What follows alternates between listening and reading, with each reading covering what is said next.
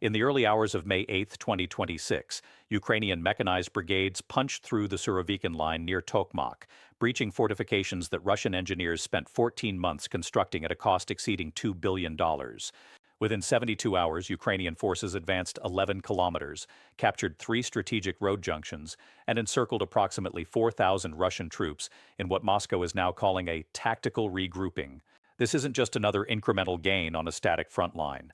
This is the collapse of Russia's most sophisticated defensive architecture in Ukraine, and the implications extend far beyond the muddy fields of Zaporizhia Oblast. Welcome to States News, where we cut through the noise to deliver military analysis that matters. If you're here for clickbait or propaganda from either side, you're in the wrong place. We deal in verified facts, technical realities, and strategic consequences. This channel exists because understanding modern warfare requires more than watching CNN or reading Telegram channels. It requires connecting tactical developments to strategic outcomes, understanding weapon systems in their operational context, and recognizing when a military event signals a fundamental shift in a conflict's trajectory. Subscribe if you value depth over hype. What you're witnessing in southern Ukraine represents more than a successful offensive operation. It represents the potential culmination of a 3-year war that has defied every expert prediction, consumed hundreds of billions in military resources, and fundamentally altered the global security architecture. The breakthrough near Tokmak isn't happening in isolation. It's occurring as Russia faces simultaneous crises: ammunition production shortfalls, deteriorating force quality, international isolation deepening beyond recovery, and most critically, the exhaustion of its strategic reserves. Ukraine's penetration of the Surovikin line exposes a fundamental question that will determine not just this war's outcome, but the future of European security for decades. Has Russia's capacity to sustain defensive operations in Ukraine reached its breaking point? And if so, what happens when a nuclear-armed great power faces unambiguous military defeat on terrain it has declared existential to its survival? To understand why this breakthrough matters, you need to understand what the Surovikin line actually is. Named after General Sergei Surovikin, who oversaw its construction during his brief command tenure in late 2022, this defensive system represents the most extensive fortification network built in Europe since World War II. So, stretching approximately 120 kilometers across southern Ukraine from Crimea to the Dnipro River, the Surovikin line isn't a single trench. It's a multi-layered defensive zone incorporating 3 distinct defensive belts, each separated by 3 to 5 kilometers of kill zones, designed to channel attacking forces into pre-registered artillery fields of fire. The first belt consists of concrete reinforced observation posts, anti-tank ditches measuring 4 meters deep and 8 meters wide, and dragon's teeth obstacles arranged in staggered patterns that force armored vehicles into predictable paths. The second belt, positioned 3 kilometers behind the first, features interconnected trench networks with overhead protection against drone strikes, pre-positioned ammunition caches, and hardened command bunkers equipped with fiber optic communications buried 3 meters underground to resist electronic warfare. The third belt, the deepest layer, contains artillery firing positions, mobile reserve staging areas, and counterattack launch points designed to exploit any Ukrainian penetration that reaches this depth.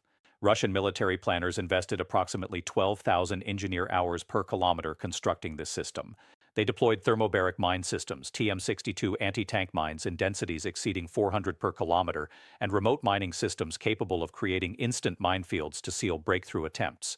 Western intelligence estimates that Russia positioned between 70,000 and 90,000 mines across the Surovikin line's frontage. They built it to be impenetrable, a modern Maginot Line that would bleed Ukrainian mechanized forces dry in killing fields that favored the defender with every possible advantage. For 18 months, it worked.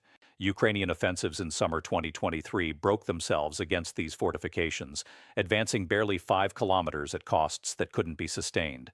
But fortifications don't defend themselves. They require troops, ammunition, maintenance, and most critically, the reserves needed to contain and then eliminate any penetrations. And that's where Russia's strategic picture has fundamentally deteriorated. Let's establish baseline facts about Russia's current military situation.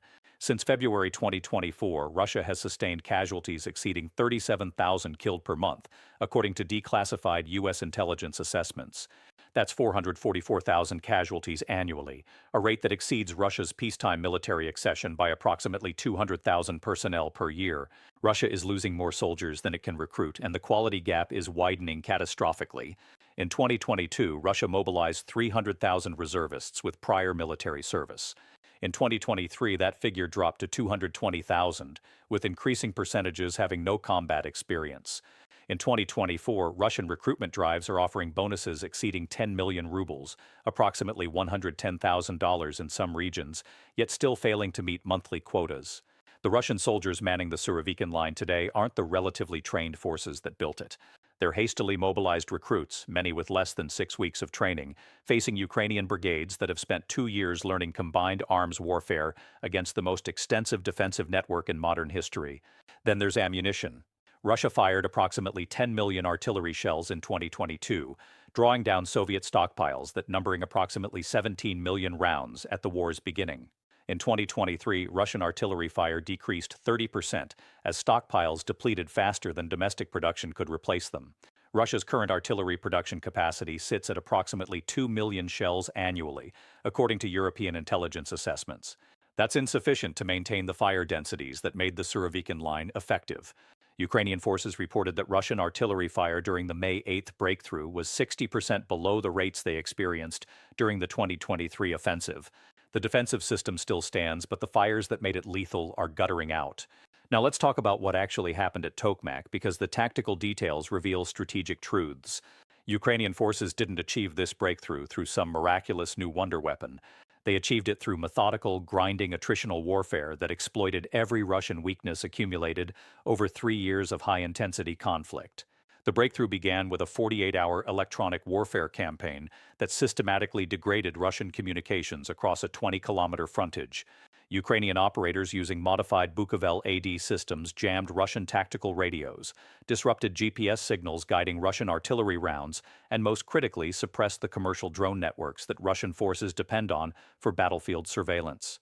With Russian commanders effectively blinded, Ukrainian artillery, predominantly NATO-supplied M777 howitzers and HIMARS systems, conducted precision strikes against 12 identified Russian ammunition storage sites, positioned within 12 kilometers of the front line.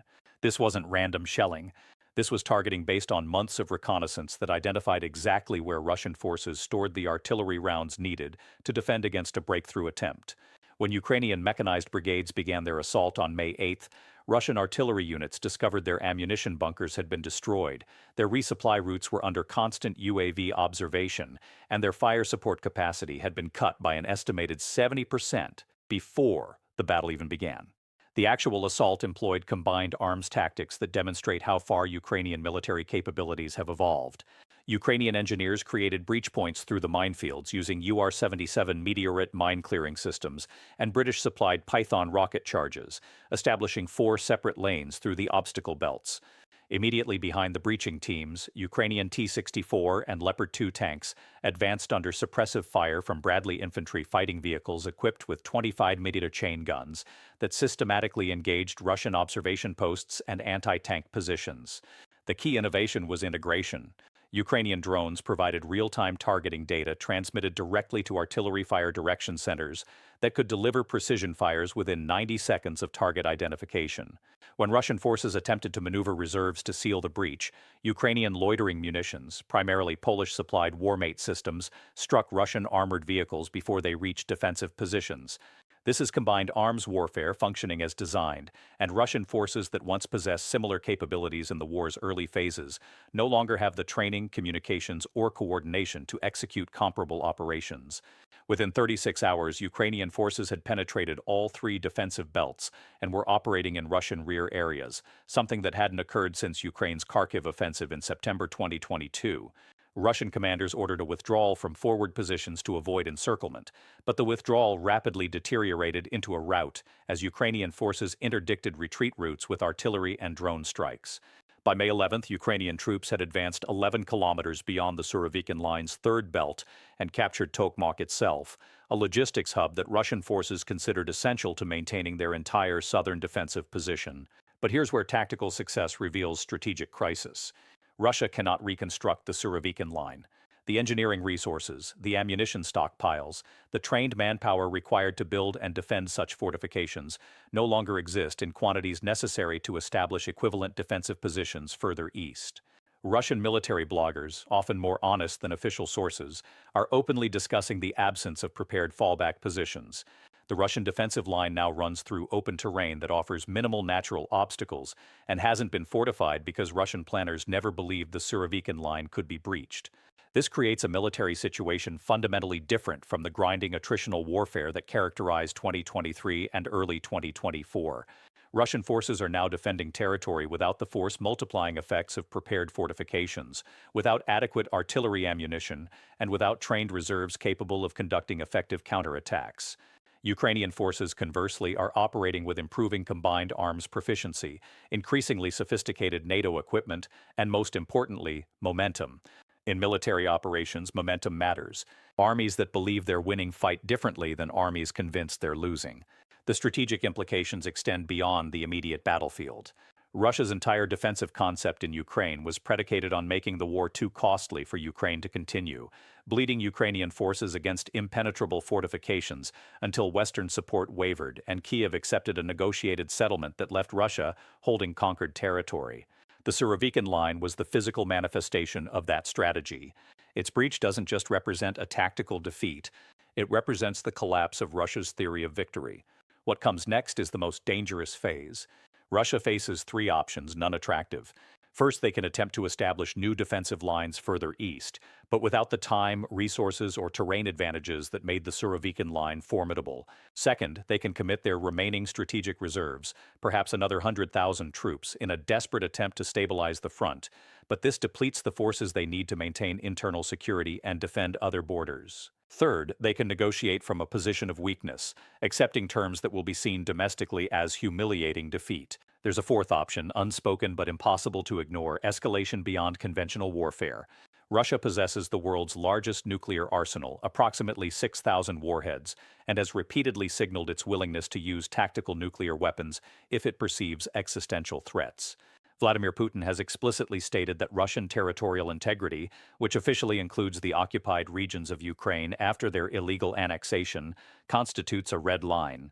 The collapse of Russia's defensive front in Ukraine, particularly if Ukrainian forces threaten Crimea, creates precisely the scenario where Russian nuclear doctrine permits battlefield nuclear weapon use. Western intelligence agencies are monitoring Russian nuclear forces for any indications of deployment changes. As of this script's writing, there are no verified reports of Russian tactical nuclear weapons being moved to forward deployment areas, but the strategic logic of Russia's situation makes this possibility impossible to dismiss. A nuclear-armed state facing unambiguous conventional military defeat represents one of the most dangerous scenarios in international relations theory. History provides no clear precedent because nuclear powers have never previously lost wars on their own soil or terrain they've annexed. The international response has been cautious but significant. The United States increased intelligence sharing with Ukraine, providing real-time satellite imagery and signals intelligence that directly supported the Tokmak breakthrough. Britain announced an additional military aid package worth £700 million, including long-range Storm Shadow cruise missiles that Ukraine can use against targets in occupied territories.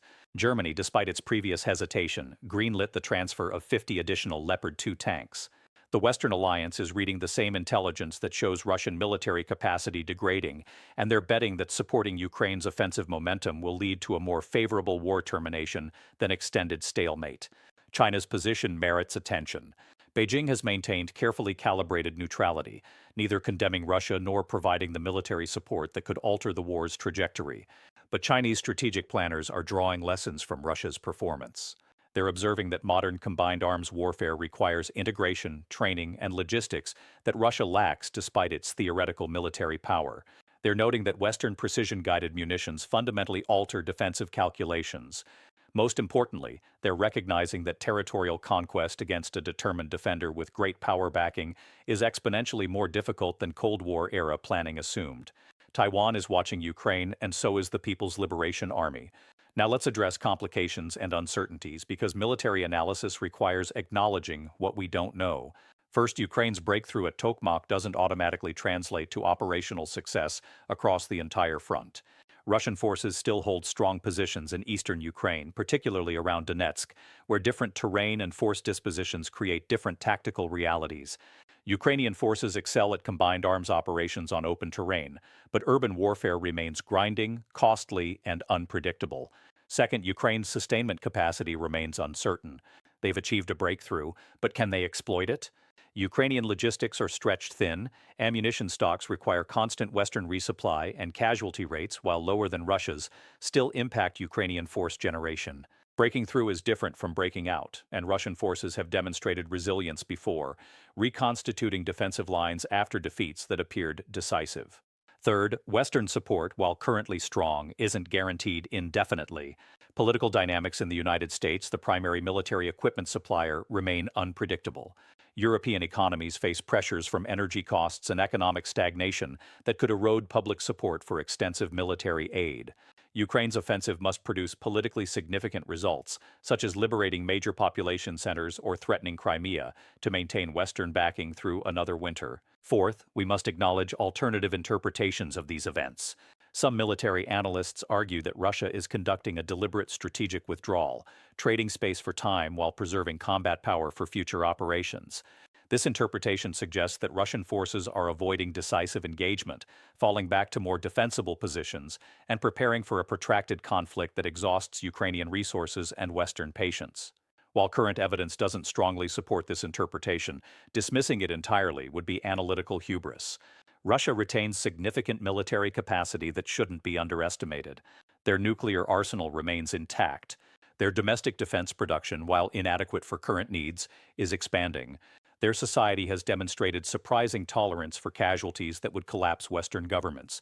Writing Russia off as defeated would be premature and potentially dangerous, encouraging the kind of triumphalism that leads to strategic miscalculation. Yet acknowledging uncertainty doesn't mean abandoning analysis.